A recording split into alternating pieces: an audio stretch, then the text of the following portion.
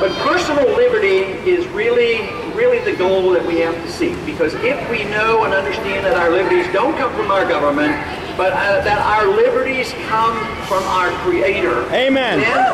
That's right. Amen.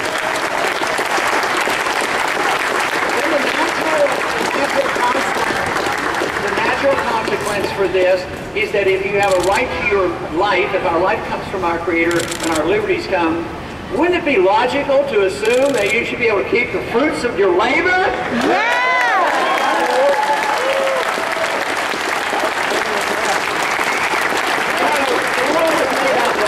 Different groups of people, and this has been true throughout history, and I think we hear from a few of them today. There's a few that belong to the authoritarian group. They believe they know everything. They want to police the world, they want to run their personal life, and they want to redistribute the wealth. Well, I don't believe in that thing. I believe that you have a right to your life and to your liberty. So,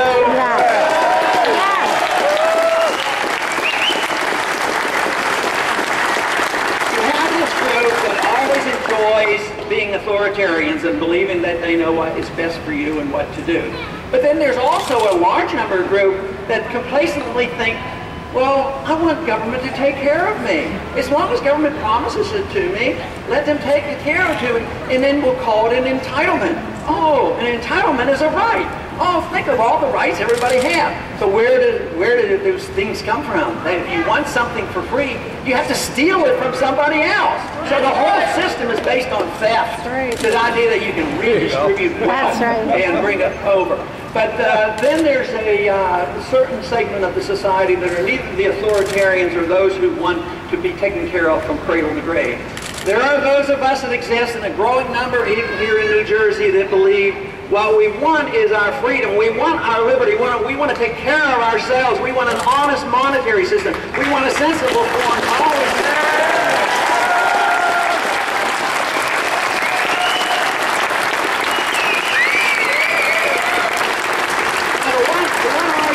They throw out against this is that we're cold and heartless. Oh yes, you don't want to have the government take care of anybody else. Of course, the government is just your next door neighbor. No, they claim that if you believe in freedom, that you don't have compassion. But all you have to do is study history. If you want to look at all of history, you'll find out that famine and destitute came under dictators and kings and authoritarians.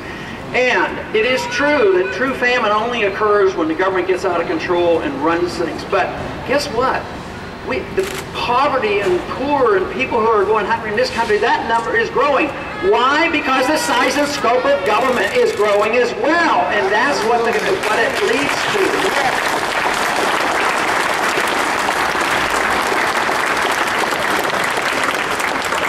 But freedom can solve our problems. If you truly believe that you want to help your fellow man, you have to have confidence and an understanding how freedom works.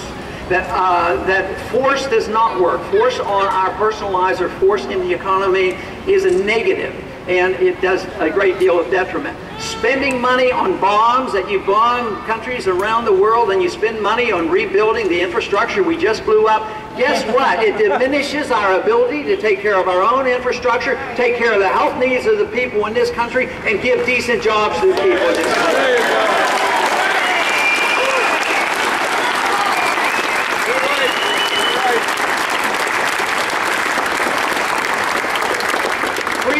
We've known it in this country is a rather new idea. It's not ancient. Most of history has been dealt with tyrants and kings and pharaohs and all kinds of dictators. But today we find out that something has to change, and that is what we're involved in. Freedom's this new idea, although we've had a great test of it. In the last 100 years, we have not been very good protectors of liberty. We have let our guard down. So you can say, yes, it's the Congress, it's that president, it's the Supreme Court. All those people are at fault. But you know what? It's the fault of the people, too, because the prevailing attitude of the people. We have lost our confidence in ourselves, confidence in our liberty, confidence in understanding how the market works, and this is the reason that we have this tyrannical government. But, like I said, there's a revolution going on with the young people. There's a revolution going on with the people.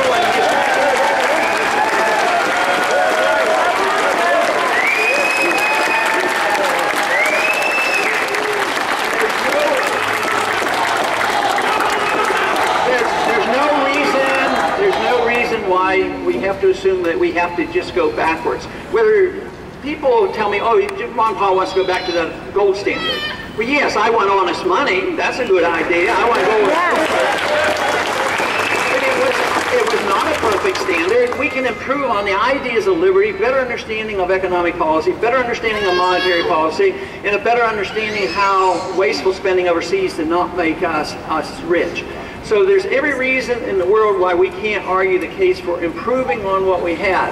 But we're in a real struggle for this right now, because it could go either way. As optimistic as I am, because I meet so many people that are enthusiastic, if it goes the other way and there's a breakdown of law and order, and that is likely to come, the predictions of those people who believe they have a right to what you make and what you earn, and it doesn't come, they'll be on the streets. So it could be very, very dangerous. So therefore, ideas do have consequences. The only difference is are they good ideas or bad ideas? I happen to think that this country was built on good ideas, and freedom is a good idea. Individual liberty without discrimination is a great idea. So therefore, let us all be optimistic and believe that we can not only survive the emergency now, but come out of this stronger than ever before. Thank you very much.